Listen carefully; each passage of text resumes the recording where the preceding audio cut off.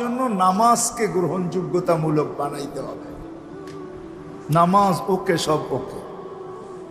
তো যেটা বুঝাইতেছিলাম পূর্ণতা, 24 ঘন্টা যে 5 ওয়াক্ত নামাজ পড়লো ওর তো সব গুনাহ মাফ, ও দুজকে যায় কি করে? আর তারপরেও যদি কিছু বেঁচে গেল তো বলতেছে আল জুমাতু ইলাল জুমাতি কাফারা, এক জুমার থেকে আরেক জুমায় পা দিবে, পুরা সপ্তাহটা মাফ, সপ্তাহটা। তারপরেও যদি কিছু বেঁচা যায় তাহলে ওই ব্যক্তি দুজকে যায় কি করে? আমাকে বুঝান।